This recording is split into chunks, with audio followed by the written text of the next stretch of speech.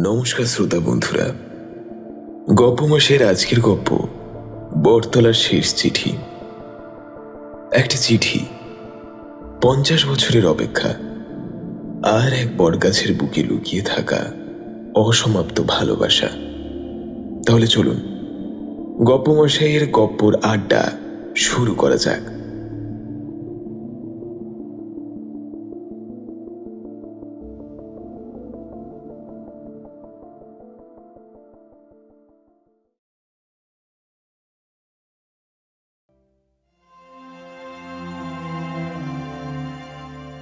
দিদা মারা যাওয়ার 40 দিন পর অনন্যা একটা চিরকুট পেল। চিরকুটটা ছিল দিদার পুরনো শালের ভাঁজে। শালটা কেউ ব্যবহার করত না। আলমারির একদম নিচের তাকে ন্যাপথলিনের গন্ধে ভরা ধুলো জমা এক কোণে পড়েছিল। অনন্যা শালটা বের করেছিল শুধু গুছিয়ে রাখবে বলে, কিন্তু কাপড়টা ঝাঁকাতেই একটা হলদে কাগজ মেঝেতে পড়ে গেল। কাগজে কাঁপা হাতে লেখা ছিল মাত্র একটি লাইন: বটতলার নিচে খুঁজে দেখি ওখানে আমার ফেলে আসা একটা জীবন আছে। অনন্যা প্রথমে ভেবেছিল দিদার শেষ বয়সের কোনো আবেগ। বয়স হয়েছিল 82। শেষ কয়েক বছর দিদা মাঝে মাঝেই একা একা কথা বলতেন। কখনো জানলার বাইরে তাকিয়ে থাকতেন, কখনো রাত্রে উঠে বলতেন, গাছটা কি এখনো আছে? কোন গাছ? কেউ জিজ্ঞেস করলে দিদা চুপ করে যেতেন। কিন্তু সেই চিরকুটটা হাতে নিয়ে অনন্যার বুকের মধ্যে একটা অদ্ভুত ঠান্ডা অনুভূতি হলো। কারণ উইলেও দিদা একই কথা লিখে গিয়েছিলেন, কাঁঠালডাঙ্গার পৈতৃক বাড়ি আর জমিটুকু অনন্যার নামে, সঙ্গে উকিলের কাছে জমা রাখা আর একটা ছোট নোট।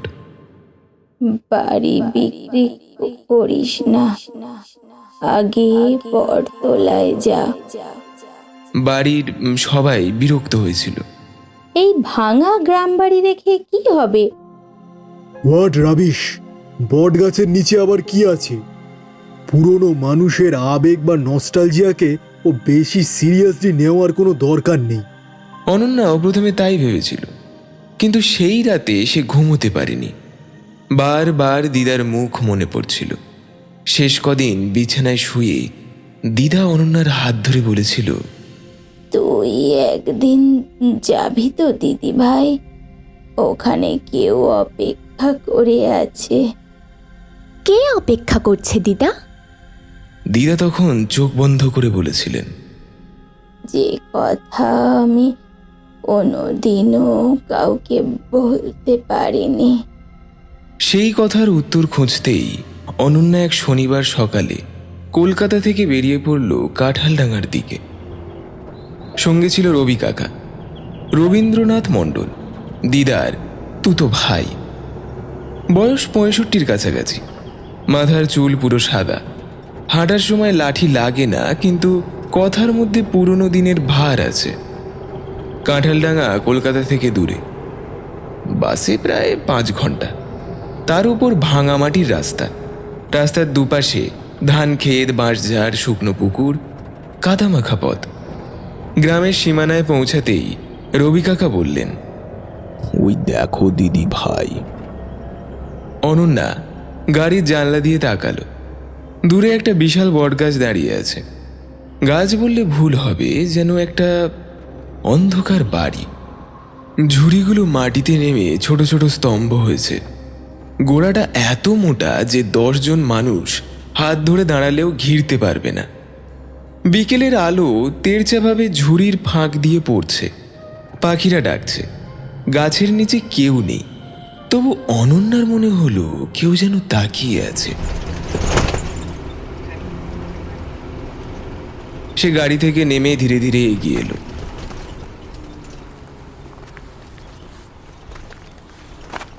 এটাই বটতলা নাকি রবি কাকা? সে আস্তে জিজ্ঞেস করল। রবি কাকা দীর্ঘশ্বাস ফেলে বললেন, হ্যাঁ দিদি ভাই, তোর দিদা ছোটবেলায় ঘন্টার পর ঘন্টা এই গাছের নিচে বসে থাকতো। বলতো এই গাছ নাকি মানুষের কথা মনে রাখে। অনন্যা গাছটার দিকে তাকিয়ে রইল। মনে হলো সে আগে কখনো এখানে আসেনি, তবুও জায়গাটা তার অচেনা নয়। দিদার গল্পের ভেতর দিয়ে হয়তো এই বট গাছ অনেক আগেই তার মনে শিকড় গেড়ে বসেছিল। পৈতৃক বাড়িটা এখনো দাঁড়িয়ে আছে, লাল টালির ছাদ, কিছু জায়গায় ফাটল, দেওয়ালে শ্যাওলা, উঠোনে শুকনো কুয়ো, পাশে ভাঙা তুলসী মঞ্চ। দরজার কড়া নাড়তেই যেন ভিতর থেকে পুরনো দিনের গন্ধ বেরিয়ে এলো। গ্রামের কয়েকজন লোক দূর থেকে তাকিয়েছিল। শহরের মেয়ে, জিন্স, ছোট চুল, হাতে ফোন। তারা হয়তো ভাবছিল এই মেয়ের সঙ্গে এই বাড়ির কি সম্পর্ক।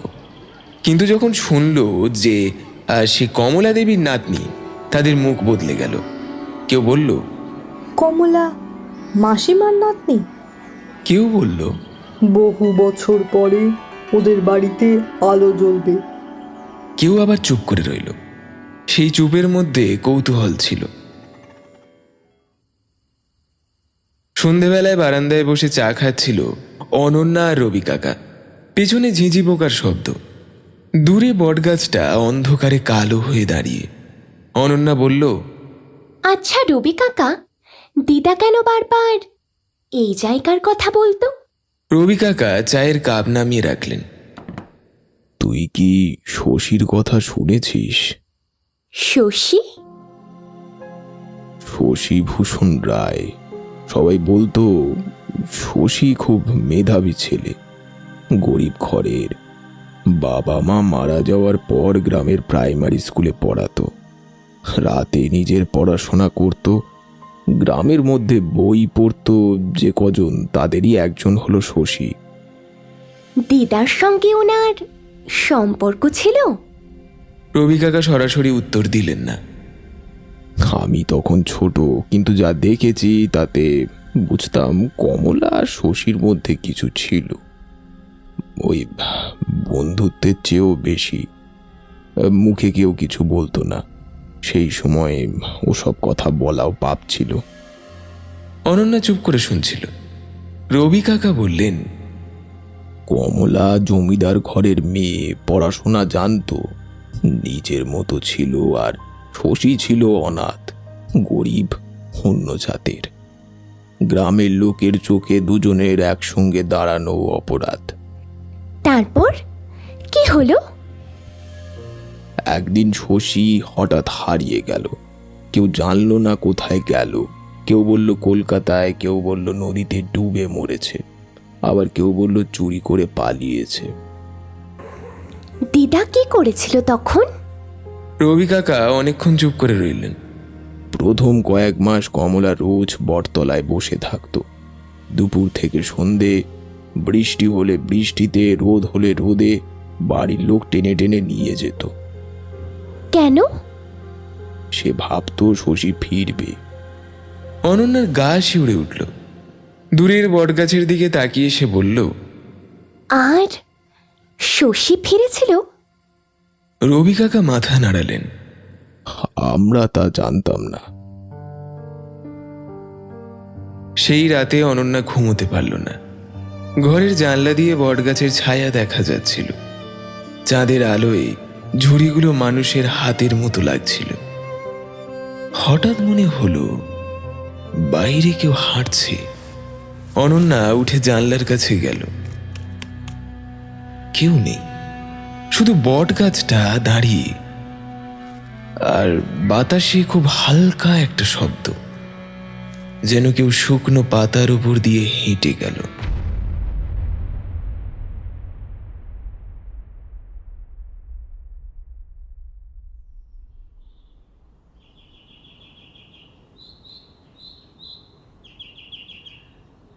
পরদিন ভোরে অনন্যা একটা বটতলায় গেল। রবি কাকা তখনও ঘুমোচ্ছেন। গ্রাম পুরো জাগেনি, শুধু কুয়াশার মতো পাতলা আলো, পাখির ডাক আর দূরের কোনো বাড়ি থেকে ধোঁয়া উঠছে। বটগাছের কাছে দাঁড়িয়ে অনন্যা দিদার চিরকুটটা বের করল। বটতলার নিচে খুঁজে দেখি কিন্তু কোথায় খুঁজবে? গোড়ার চারপাশে শুকনো পাতা, মাটিতে শেকড়, কিছু ভাঙা প্রদীপ, একটা পুরনো লাল সুতো বাঁধা ঝুড়ি। কেউ হয়তো মানত করেছিল। অনন্যা গাছটা ঘুরে ঘুরে দেখতে লাগলো। তখনই তার চোখে পড়ল একটা ফোকর, গাছের গায়ে, মানুষের মাথা ঢুকে যাওয়ার মতো বড়। বাইরে থেকে শুকনো পাতা জমে আছে, ভেতরটা অন্ধকার। সে হাত ঢোকালো। প্রথমে মাকড়সার জাল, তারপর শুকনো পাতা, একটা পাখির পুরনো বাসা, তারপর হঠাৎ আঙুলে ঠেকল শক্ত কিছু, অনেকটা টিনের মতো। অনন্যার বুক ধড়ফড় করতে লাগলো। সে দুই হাতে টেনে বের করলো একটা ছোট টিনের বাক্স। মরচে ধরা, ঢাকনার এক কোণ ভাঙা, তলা নেই।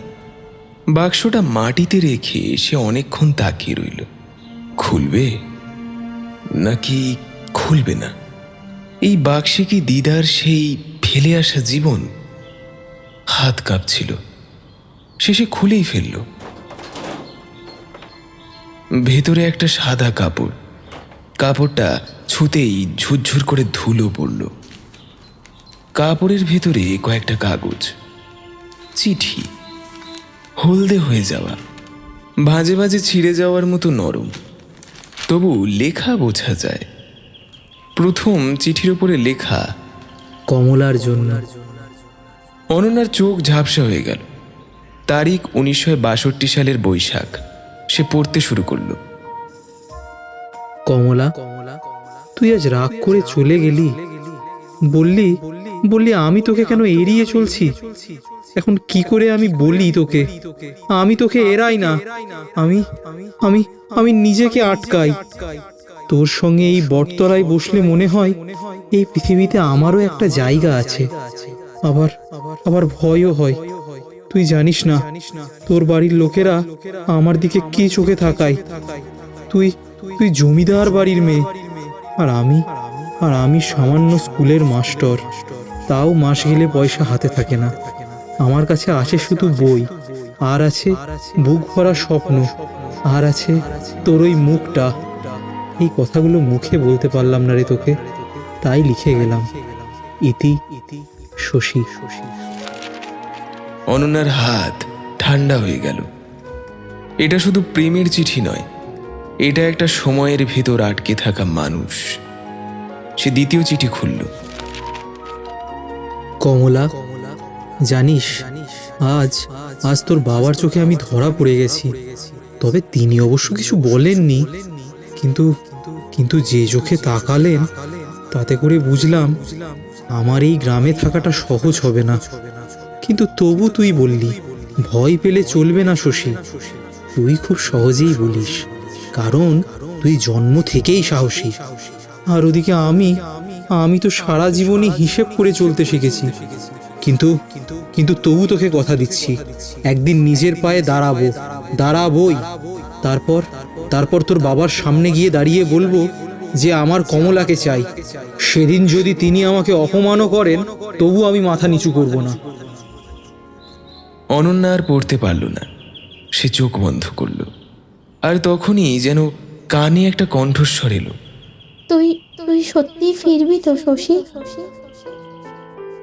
চোখ খুলে দেখল সামনে কেউ নেই, কিন্তু কল্পনায় সে দেখে ফেলল বটতলার নিচে 16 বছরের কমলা দাঁড়িয়ে, সাদা শাড়ি, বেনি, চোখে জেদ। তার সামনে শশী, কাঁধে পুরনো ব্যাগ, চোখে ভয়, তবু সেই ভয়ের তলায় আলো। শশী বলছে, ফিরবো, নিশ্চয়ই ফিরবো, কিন্তু খালি হাতে নয়। কমলা বলছে, আর তুই না ফিরলে? শশী বটগাছের গায়ে হাত রেখে বলছে, এই গাছকে আমি সাক্ষী রাখলাম, আমি ফিরবই। একটা শুকনো পাতা অনন্যার কোলের উপর পড়ল। সে চমকে উঠল, বাস্তবে ফিরে এলো। তার সামনে শুধু টিনের বাক্স আর 7টা চিঠি।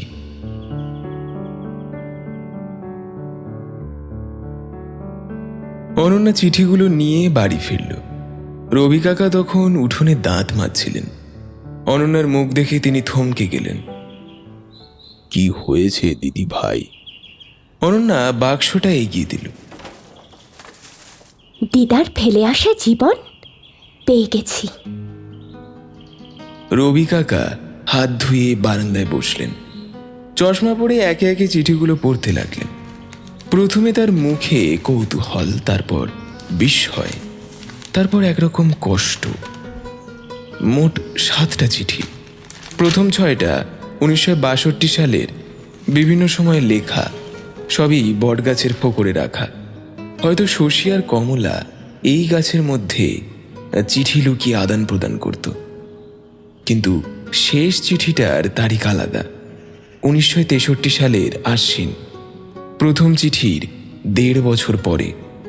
রবি কাকা বললেন, এই চিঠিটা কমলা পায়নি। আপনি কি করে জানলেন? পেলেই বাক্সে থাকতো না, কমলা নিজের কাছেই রাখতো। অনন্যা শেষে চিঠিটা খুলল। কাগজের গায়ে স্যাঁতসেঁতে দাগ, লেখা একটু কেঁপে গেছে, যেন লিখতে লিখতে হাত কাঁপছিল।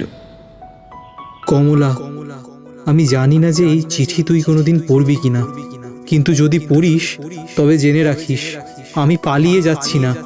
কলকাতায় যে ছাপাখানায় কাজ পেয়েছিলাম সেখানে বড়ই বিপদ হয়েছে। মালিকের ওপর মিথ্যে মামলা হয়েছে। কাগজে সই করেছি বলে আমাকে ওরা সন্দেহ করছে।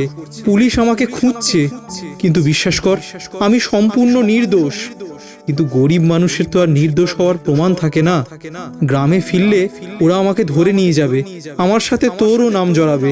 তাই আমি এখন ফিরছি না। বার্মায় যাওয়ার একটা সুযোগ এসেছে, কয়েকদিনের জন্য নয়, হয়তো কয়েক বছরের জন্য। আমি যাব, নিজের নাম পরিষ্কার করব, টাকা উপার্জন করব এবং তারপর ফিরব। কমলা, আমি তোকে অপেক্ষা করতে বলার অধিকার রাখি না। তুই যদি এগিয়ে যাস আমি কোনো অভিমান করব না রে। কিন্তু কিন্তু কিন্তু যদি কোনোদিন তোর বটতলায় দাঁড়িয়ে মনে হয় যে তোর শশী ফিরবে, তবে জেনে রাখিস আমি সত্যিই ফিরতে চাই। এই গাছের পুকুরে এই চিঠিটা রেখে গেলাম, আমাদের গোপন জায়গায়। আমাদের ভালোবাসা যদি মিথ্যে না হয় কমলা, তবে একদিন আমি পৌঁছবই। ইতি, তোর শশী। চিঠিটা শেষ হতে না হতেই অনন্যার চোখ ভিজে গেল। রবি কাকা চুপ করে বসে রইলেন। অনন্যা বলল, দিদা এটা পায়নি, তাই তো? রবি কাকা আস্তে মাথা নাড়লেন। সম্ভবত না। তাহলে দিদা কি ভেবেছিল? যে শশী ওকে ছেড়ে চলে গেছে। অনন্যা চিঠিটা বুকে চেপে ধরল। একটা ভুল চিঠি না পৌঁছানোর জন্য 2টো জীবন আলাদা হয়ে গেল। সেদিন দুপুরে অনন্যা গ্রামের বৃদ্ধের সঙ্গে কথা বলতে বেরোল। বটতলার নিচে তখন 3 জন বুড়ো বসে। তাদের মধ্যে সবথেকে বয়স্ক হরিপদ ঠাকুর। বয়স 90 ছুঁই ছুঁই, চোখে ছানি, কিন্তু স্মৃতি এখনো হয়তো ধারালো। অনন্যা নাম বলতেই তিনি তাকালেন। কমলার নাতনি? হ্যাঁ গো দাদু ভাই। কমলা মাকে আমরা ভুলিনি। অন্য তার পাশে বসে বলল,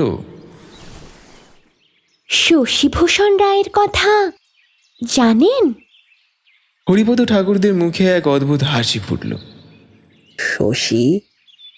ওই নামটা কেউ আর করে না, তবু ওই বটগাছ সব জানে ওই বটগাছ।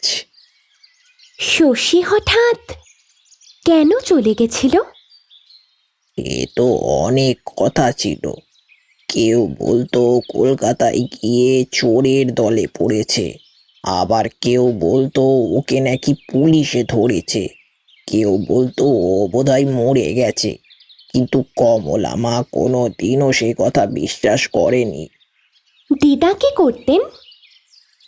রোজ আসতো, এইখানে বসতো, ওই ঝুড়িটার পাশে। সকাল নয়, দুপুর নয়, ঠিক বিকেলের দিকে আসতো। বলতো শশী এলে বিকেলেই আসবে, আলো তখন এমনই থাকে। অনন্যা গাছের দিকে তাকালো। বিকেলের তেরছা আলো। দিদা কত বিকেল এখানে বসে কাটিয়েছেন। হরিপদ বললেন, তার বাবা খুব রাগ করতেন। একদিন তো কমলা মাকে একেবারে টেনে নিয়ে গিয়েছিলেন, তাও পরের দিন কমলা মা আবার এসেছিল। কতদিন? 2 বছর। তারপর ওর বাবার মৃত্যু হলো। বাড়ির দায়িত্ব, বিয়ের চাপ, শেষে কলকাতায় এক উকিল বাবুর সঙ্গে বিয়ে। অনন্যার গলায় কাঁটা লাগলো। তারপর শশী আর ফিরেছিল? হরিপদ ঠাকুর একটু থামলেন। হ্যাঁ মা, একবার এসেছিল শশী। অনন্যার বুক ধক করে উঠল। কখন? অনেক বছর পর। তখন আমার ছেলে কলেজে পড়ে। বলল বাইরে থেকে এক লোক এসেছে, কাঁধে ব্যাগ, চুল একেবারে পেকে গেছে, মুখে খোঁচা খোঁচা দাড়ি। বটতলায় এসে অনেকক্ষণ বসেছিল, কারোর সঙ্গে বেশি কথা বলেনি, শুধু জিজ্ঞেস করেছিল কমলা কোথায়। আপনারা কি বলেছিলেন? আমরা যা জানতাম তাই বলেছি, যে বিয়ে হয়ে গেছে, কলকাতায় থাকে, কিন্তু ঠিকানা কেউ জানতো না। লোকটা কে ছিল? নাম বলেনি, কিন্তু যাওয়ার আগে গাছের গায়ে হাত রেখে অঝরে কেঁদেছিল। তখনই বুঝেছিলাম সে শশী হবে। অনন্যার ভেতরটা যেন হু হু করে উঠল। সে কি কিছু দেখে গিয়েছিল? জানি না মা, তবে পঞ্চায়েতে গিয়েছিল।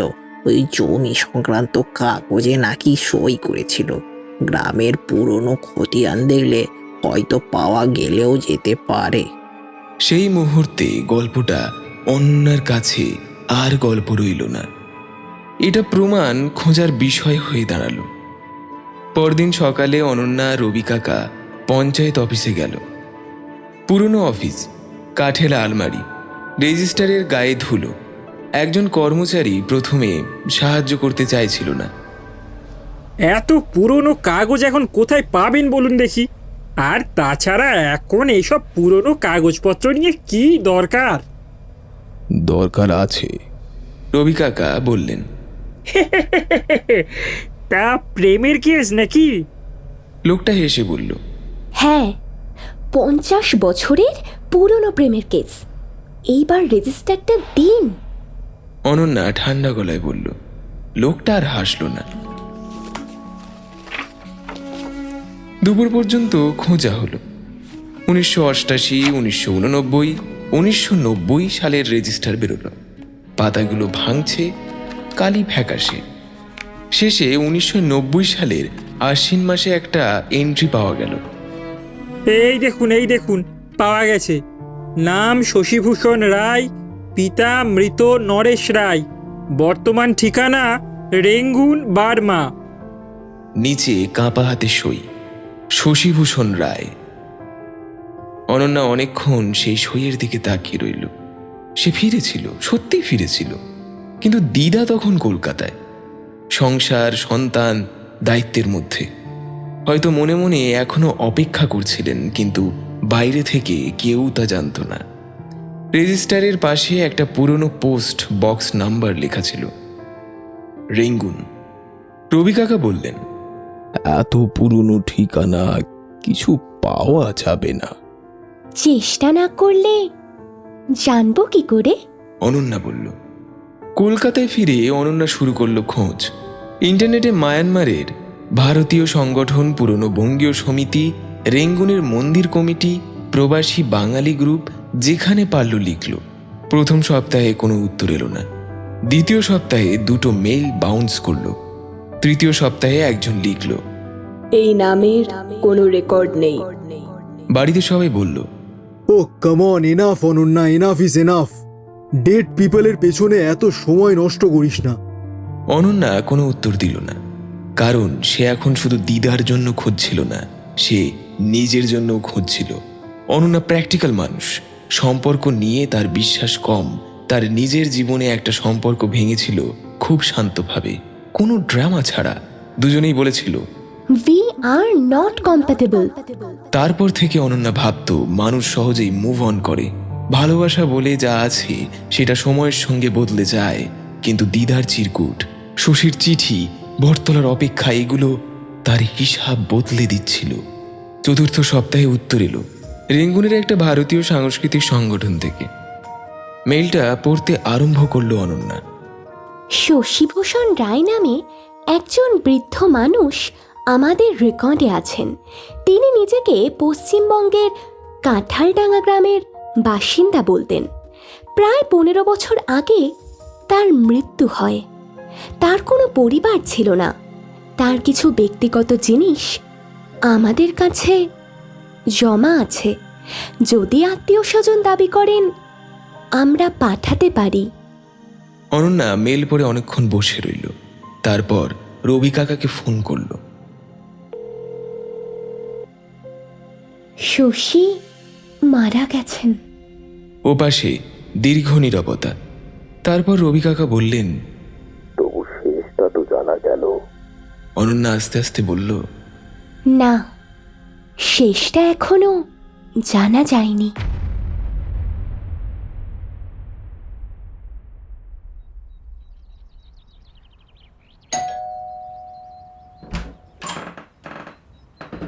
দুই মাস পরে পার্সেলটা এলো। পুরনো বাদামি বাক্স, ওপরের কাগজে বিদেশি ডাকের সিল।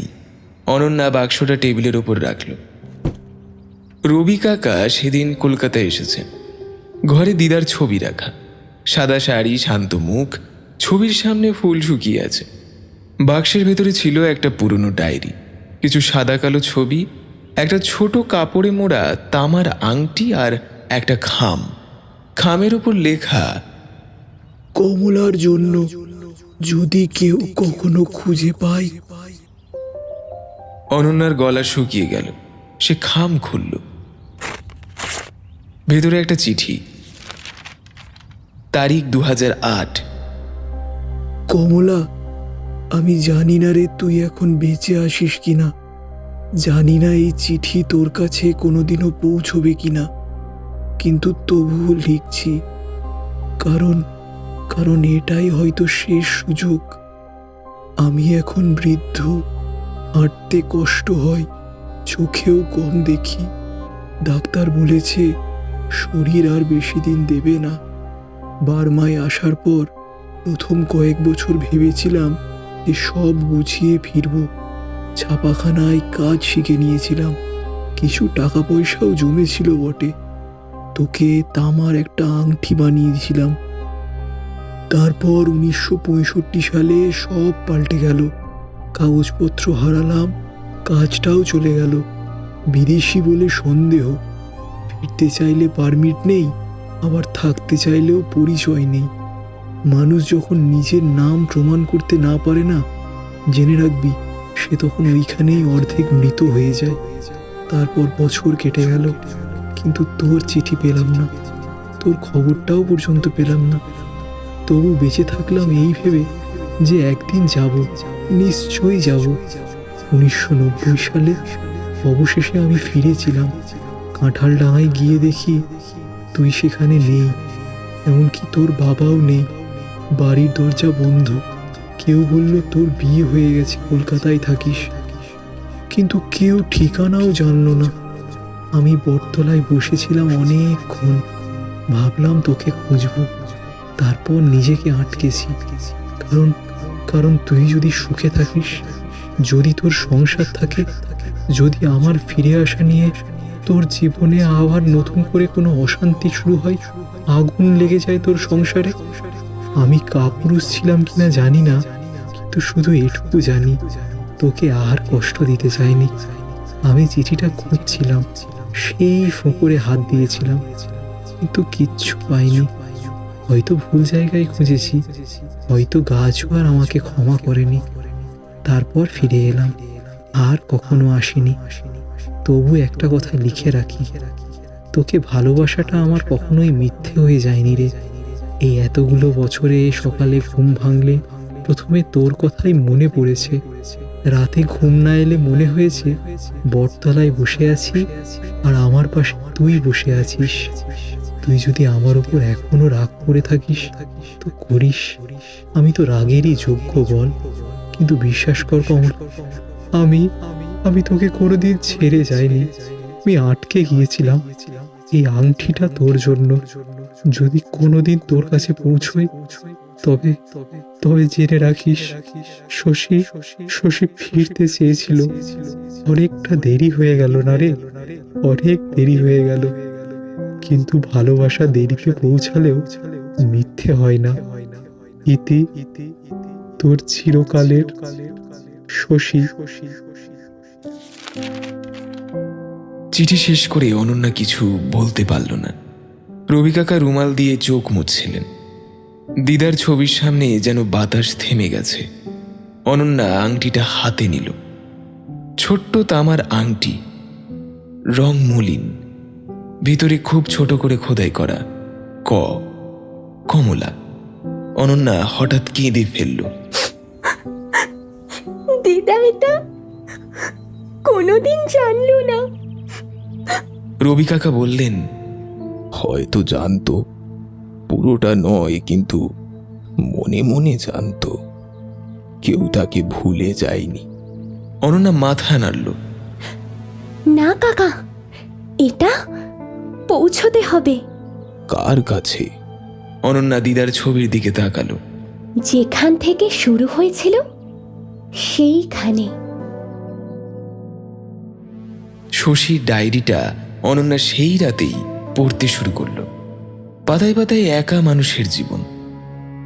আজ কাজ পেলাম, মজুরি কম, তবু আমি খুশি, খুব খুশি। কমলাকে লিখব। আজ বাংলার লোক দেখলাম বাজারে, কথা বলতে ইচ্ছে করছিল, কিন্তু গলা দিয়ে শব্দ বেরোলো না। আচ্ছা, বট গাছটা কি এখনো আছে? মানুষের দেশ বদলায়, কিন্তু গাছের তো দেশ বদলায় না। এক পাতায় ছোট্ট কবিতার মতো লেখা। কমলা, তুই কি এখনো বিকেলের আলো পড়লে জানলার ধারে দাঁড়াস? আমি এখানে রোদ দেখি, কিন্তু আলো দেখি না।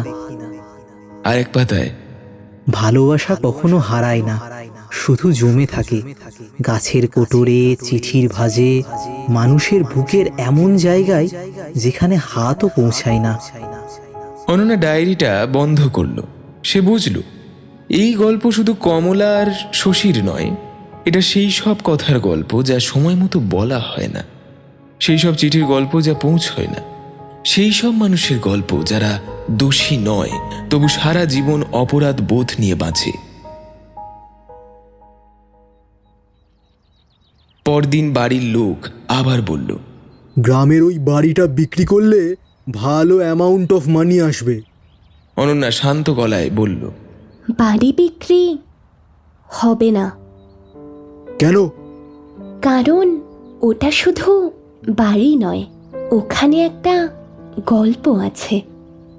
আরে বাবা, বি প্র্যাকটিক্যাল অনন্যা, গল্প দিয়ে কি সম্পত্তি চলে? অনন্যা উত্তর দিল, সব সম্পত্তি টাকায় মাপা যায় না। সে প্রথমবার বুঝল দিদা কেন বাড়িটা তার নামে লিখে গিয়েছিলেন। কারণ অনন্যা হয়তো একমাত্র মানুষ যে একদিন খুঁজতে যাবে আর খুঁজে পেলে ফেলে দেবে না। 1 মাস পর অনন্যা আবার কাঁঠালডাঙ্গায় গেল। এইবার একা। তার ব্যাগে ছিল শশীর শেষ চিঠি, তামার আংটি, দিদার চিরকুট আর একটা নতুন চিঠি। চিঠিটা অনন্যা নিজে লিখেছে, কিন্তু কমলার পক্ষ থেকে। সে জানত এটা দিদার লেখা নয়, তবু সে দিদাকে চিনত। তার চোখ, তার অপেক্ষা, তার নীরবতা, তার শেষ কথা, সেই সব মিলিয়ে অনন্যা লিখেছে। সন্ধ্যের আগে বটতলায় পৌঁছালো সে।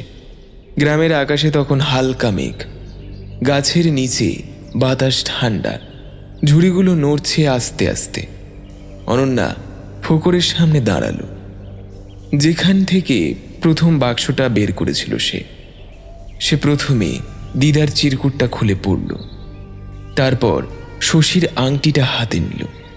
শশী দাদু, সে আস্তে আস্তে বলল, আপনার চিঠি পৌঁছেছে। দেরি হয়েছে, কিন্তু পৌঁছেছে। বাতাসে পাতার শব্দ হলো। অনন্যা এবার নিজের লেখা চিঠিটা খুলল। শশী, তুই ফিরতে চেয়েছিলি, আমি জানতাম না।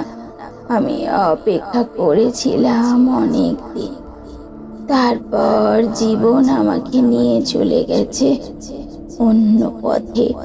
আমি রাগ করেছিলাম, ভেবেছিলাম তুই কথা রাখিসনি, কিন্তু তোর শেষ চিঠি পড়ে বুঝলাম কেউ কেউ কথা রাখার জন্য হারিয়ে যায়। আমাদের জীবন মন্দ ছিল না, সংসার ছিল, সন্তান ছিল, নাতনি ছিল।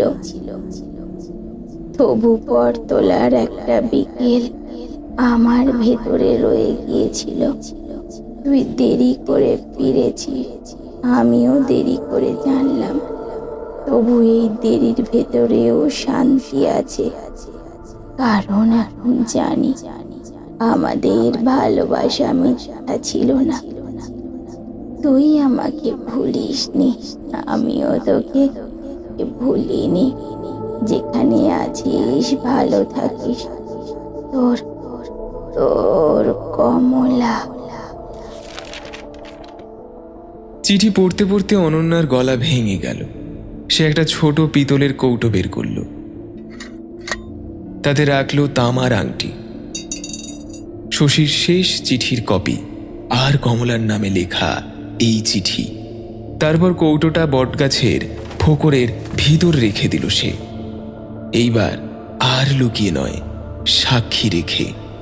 সেই সময় হরিপদ ঠাকুর ধীরে ধীরে এগিয়ে এলেন, সঙ্গে কয়েকজন গ্রামের মানুষ। তিনি জিজ্ঞেস করলেন, রেখে দিলে? অনন্যা মাথা নাড়ল। হ্যাঁ। হরিপদ গাছের দিকে তাকিয়ে বললেন, যাক, এবার গাছটার বুক হালকা হলো। কেউ কিছু বলল না। সন্ধ্যের আলো গাছের গায়ে পড়েছিল। মনে হচ্ছিল বহু বছরের অপেক্ষার পর বটতলা প্রথমবার নিঃশ্বাস ফেলছে। কিছুদিনের মধ্যে কাঁঠালডাঙ্গার মানুষ নিজেরাই বটতলাটা পরিষ্কার করল। গাছের চারপাশের আগাছা কাটা হলো, ভাঙা প্রদীপ সারানো হলো, একটা ছোট্ট বেদি বানানো হলো। কেউ বলল মন্দির করা হোক।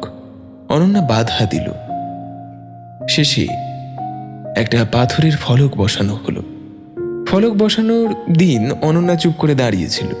রবি কাকা পাশে এসে বললেন, তোর দিদা আজ থাকলে খুব খুশি হতো রে। অনন্যা বলল, দিদা হয়তো জানতো আমি আসবো। রবি কাকা মৃদু হাসলেন। কমলা সব সময় জানতো কোন কথা কাকে দিয়ে বলাতে হয়।